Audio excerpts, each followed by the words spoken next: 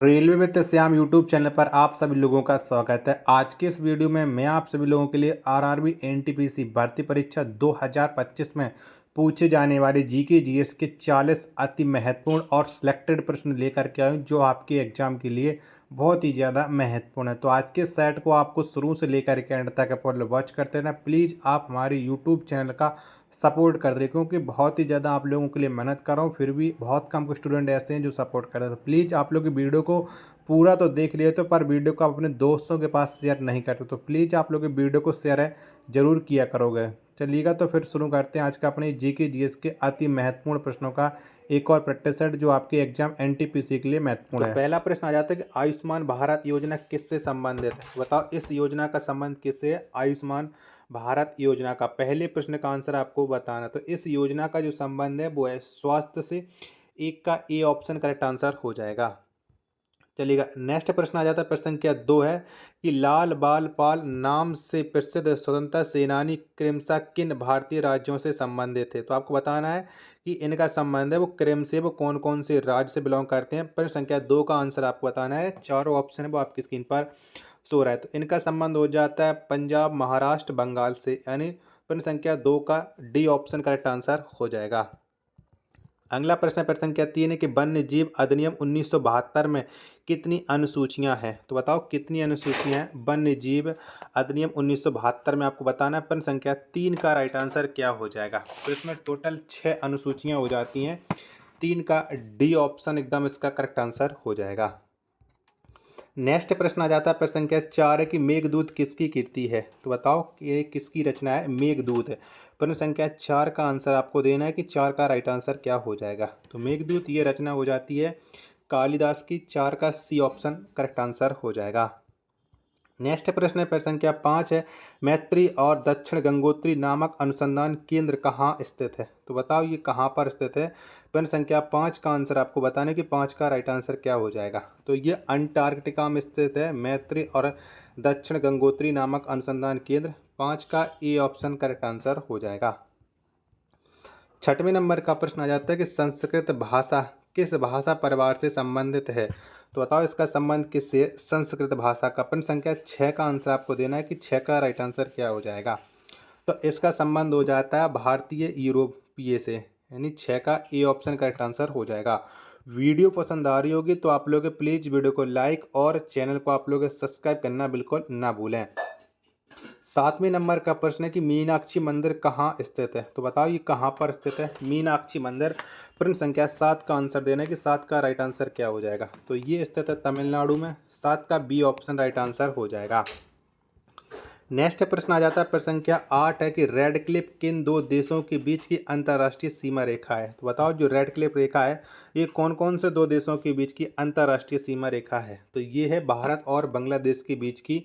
8वें प्रश्न का B option correct answer हो जाएगा। वीडियो पसंद आ रही हो तो इस वीडियो को अपने दोस्तों के पास शेयर जरूर कर दीजिएगा।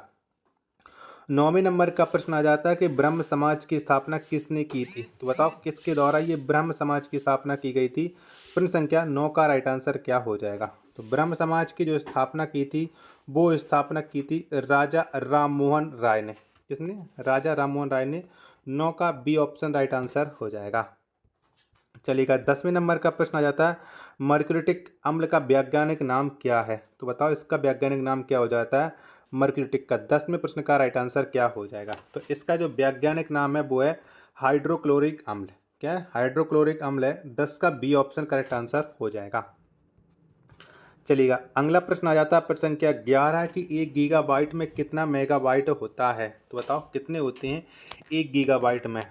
11वें नंबर प्रश्न का आंसर आपको बताना है। तो इसमें होती हैं 1000 मेगाबाइट। 11 का डी ऑप्शन राइट आंसर हो जाएगा। चलिएगा, नेक्स्ट प्रश्न आ जाता है, प्रश्न संख्या 12 कि मामल्लपुरम उत्सव किस राज्य में मनाया जाता है। तो बताओ ये उत्सव कौन से राज्य मनाते हैं मामल्लपुरम का। 12वें प्रश्न का आंसर आपको देना है कि 12 का राइट आंसर क्या हो जाएगा। तो ये उत्सव मनाया जाता है तमिलनाडु राज्य में। इसमें तमिलनाडु में। 12 का बी ऑप्शन करेक्ट आंसर हो जाएगा। अगला प्रश्न है, प्रश्न संख्या 13 आ जाता है, ट्रेकिया मानव शरीर के किस तंत्र का भाग है। तो बताओ ये कौन से तंत्र का भाग है ट्रेकिया। प्रश्न संख्या 13 का आंसर आपको देना है कि 13 का राइट आंसर क्या हो जाएगा। तो इसका संबंध हो जाता है श्वसन तंत्र से। प्रश्न संख्या 13 का बी ऑप्शन करेक्ट आंसर हो जाएगा। चलिए अब मैं आपको लेकर के चलता हूँ प्रश्न संख्या 14 पर। तब तक आप लोग इस वीडियो को लाइक करके चैनल को आप लोग सब्सक्राइब कर लीजिएगा। 14वें नंबर का प्रश्न आ जाता है कि प्लासी का युद्ध ईस्ट इंडिया कंपनी और किसके बीच हुआ था। तो बताओ किन दो लोगों के बीच में ये प्लासी का युद्ध हुआ था। प्रश्न संख्या 14 का राइट आंसर क्या हो जाएगा। तो प्लासी का जो युद्ध है ये हुआ था बंगाल के नवाबों के बीच में, यानी 14 का बी ऑप्शन करेक्ट आंसर हो जाएगा। नेक्स्ट प्रश्न आ जाता है प्रश्न संख्या 15 कि तेलंगाना भारत का कौन सा राज्य है। तो बताओ किस नंबर का राज्य हो जाता है तेलंगाना अपने प्यारे देश भारत का, क्योंकि अपने राज्य है जहाँ पर अभी आपको पता है कि तेलंगाना में वनों की कटाई की जा रही है। ठीक है, तो ये करेक्ट आंसर हो जाएगा 29वां राज्य, 15 का डी ऑप्शन। नेक्स्ट प्रश्न है प्रश्न संख्या 16 आ जाता है कोणार्क के सूर्य मंदिर की स्थापना का श्रेय किसे दिया जाता है। तो बताओ किसको जाता है ये। 16वें प्रश्न का राइट आंसर क्या हो जाएगा। तो कोणार्क के सूर्य मंदिर की स्थापना का जो श्रेय जाता है वो जाता है राजा नरसिंह देव प्रथम को। किसको? राजा नरसिंह देव प्रथम को। 16 का सी ऑप्शन करेक्ट आंसर हो जाएगा। अगला प्रश्न है प्रश्न संख्या 17 आ जाता है कि भारत की प्रथम पंचवर्षीय योजना किस मॉडल पर आधारित थी। तो बताओ कौन से मॉडल पर आधारित थी भारत की प्रथम पंचवर्षीय योजना। प्रश्न संख्या 17 का आंसर आपको देना है। तो ये हैरोल्ड डोमर मॉडल पर आधारित थी। 17 का बी ऑप्शन करेक्ट आंसर हो जाएगा। चलिएगा नेक्स्ट प्रश्न है प्रश्न संख्या 18 आ जाता है घेंगा का विकार किसकी कमी से होता है। तो बताओ ये किसके वजह से होता है घेंगा का विकार। तो घेंगा होता है, ये रोग होता है आयोडीन की कमी से। किसकी वजह से? आयोडीन के वजह से होता है। 18 का सी ऑप्शन राइट आंसर हो जाएगा। चलिएगा नेक्स्ट प्रश्न है प्रश्न संख्या 19 की छोटी आंत के आंतरिक सतह पर हजारों अंगुली नुमा आकृतियां निकली हुई होती हैं, उसे क्या कहा जाता है। तो बताओ उसे हम क्या कहते हैं। 19वें प्रश्न का आंसर आपको देना है। तो उसे हम कहते हैं बिल्ली। 19 का सी ऑप्शन राइट आंसर हो जाएगा। प्रश्न संख्या 20 आ जाता है कि भारत में संविधान दिवस कब मनाया जाता है। तो बहुत इजी और आसान प्रश्न है कि संविधान दिवस, तो संविधान दिवस प्रत्येक वर्ष 26 नवंबर को मनाया जाता है। 20 का सी ऑप्शन करेक्ट आंसर हो जाएगा। नेक्स्ट प्रश्न प्रश्न संख्या 21 आ जाता है कि भारत सरकार द्वारा प्रत्यक्ष लाभ अंतरण का प्रारंभ कब किया गया था। तो बताओ ये कब प्रारंभ हुआ था। डीबीटी। 21वें प्रश्न का आंसर आपको देना है कि 21 का राइट आंसर क्या हो जाएगा। तो ये प्रारंभ हुआ था 1 जनवरी 2013 को। 1 का ए ऑप्शन करेक्ट आंसर हो जाएगा। चलिएगा अगला प्रश्न आ जाता है प्रश्न संख्या 22 है कि राष्ट्रीय सामाजिक सहायता कार्यक्रम कब शुरू किया गया था। तो बताओ ये कब शुरू हुआ था राष्ट्रीय सामाजिक सहायता कार्यक्रम। 22वें प्रश्न का आंसर आपको देना है। तो ये शुरू हुआ था 15 अगस्त 1995 में। 22 का ए ऑप्शन करेक्ट आंसर हो जाएगा। नेक्स्ट प्रश्न आ जाता है प्रश्न संख्या 23 है कि अंतर्राष्ट्रीय मुद्रा कोष की स्थापना किस सम्मेलन में की गई थी। तो बताओ कौन से सम्मेलन में की थी हमने अंतर्राष्ट्रीय मुद्रा कोष की स्थापना। 23 का राइट आंसर आपको देना है कि 23 का राइट आंसर क्या हो जाएगा। तो ये स्थापना की थी ब्रिटेन वुड्स सम्मेलन में। 23 का ए ऑप्शन करेक्ट आंसर हो जाएगा। अगला प्रश्न प्रश्न संख्या 24 आ जाता है कि अकबर का मकबरा किस शहर में स्थित है। तो बताओ कहाँ पर है अकबर का मकबरा। प्रश्न संख्या 24 का आंसर आपको देना है कि 24 का राइट आंसर क्या हो जाएगा। तो अकबर का जो मकबरा है ये आगरा में स्थित है। 24 का डी ऑप्शन एकदम इसका राइट आंसर हो जाएगा। वीडियो पसंद आ रही होगी तो प्लीज़ आप लोग इस वीडियो को लाइक और चैनल को आप लोग सब्सक्राइब करना बिल्कुल ना भूलो। और कमेंट बॉक्स में आप अपना स्कोर भी बताते चलो कि अब तक 24 प्रश्नों में से आपने कितने प्रश्न सही कर रखे हैं। नेक्स्ट प्रश्न प्रश्न संख्या 25 आ जाता है कि भारत में किस वर्ष में प्रस्तुत किए गए बजट को काला बजट कहा जाता है। तो बताओ कौन से बजट को काला बजट कहते हैं, ये कब आया था। 25 का राइट आंसर आपको बताना। तो 1973-74 का जो बजट आया था उसे काला बजट कहा जाता है। 25 का बी ऑप्शन राइट आंसर हो जाएगा।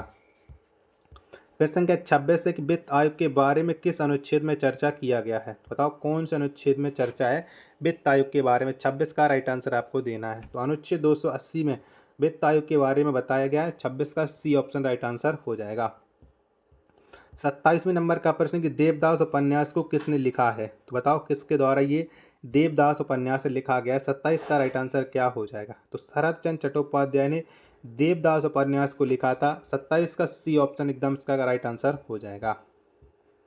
चलिएगा अगला प्रश्न आ जाता है प्रश्न संख्या 28 है कि तंजौर चित्रकला शैली का उद्भव किस राजवंश के शासनकाल में हुआ था। तो बताओ ये किसके समय हुआ था तंजौर चित्रकला शैली का उद्भव। 28 का आंसर आपको देना है।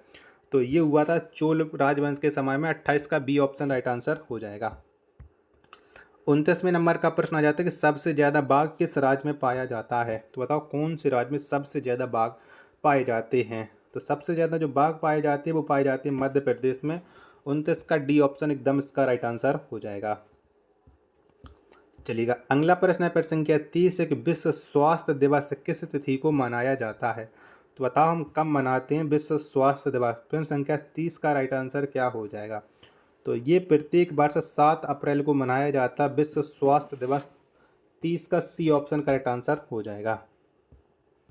नेक्स्ट प्रश्न आ जाता है प्रश्न संख्या 31 कि हल्दी घाटी का युद्ध किस वर्ष हुआ था। तो बताओ कब हुआ था हल्दी घाटी का युद्ध। 31वें प्रश्न का आंसर आपको देना है। तो ये हुआ था 1576 में हल्दी घाटी का युद्ध। 31 का सी ऑप्शन राइट आंसर हो जाएगा। नेक्स्ट प्रश्न आ जाता है प्रश्न संख्या 32 है कि वस्तु का बड़ा प्रतिबिंब बनता है। तो बताओ किस में बनता है वस्तु का बड़ा प्रतिबिंब। 32वें प्रश्न का आंसर आपको देना है। तो अवतल दर्पण में वस्तु का बड़ा प्रतिबिंब बनता है। 32 का ए ऑप्शन राइट आंसर हो जाएगा। नेक्स्ट प्रश्न आ जाता है प्रश्न संख्या 33 कि अकबर द्वारा किस वर्ष इबादत खाना का निर्माण कराया गया था। तो बताओ अकबर ने कब इबादत खाने का निर्माण कराया था। प्रश्न संख्या 33 का आंसर आपको देना है कि 33 का राइट आंसर क्या हो जाएगा। तो इबादत खाना का जो निर्माण कराया गया था वो 1675 में कराया गया था। यानी 33 का सी ऑप्शन राइट आंसर हो जाएगा। चलिएगा अगला प्रश्न आ जाता है आपके सामने प्रश्न संख्या 34 है कि हॉर्नबिल उत्सव किस राज्य में मनाया जाता है। तो बताओ कौन से राज्य में हम हॉर्नबिल उत्सव मनाते हैं। तो ये मनाया जाता है नागालैंड में। 24 का बी ऑप्शन एकदम इसका करेक्ट आंसर हो जाएगा। अगला प्रश्न आ जाता है प्रश्न संख्या 35 है कि सर विलियम जोन्स ने एशियाटिक सोसाइटी ऑफ पंजाब की स्थापना किस वर्ष में की थी। तो बताओ ये स्थापना कब की थी सर विलियम जोन्स ने।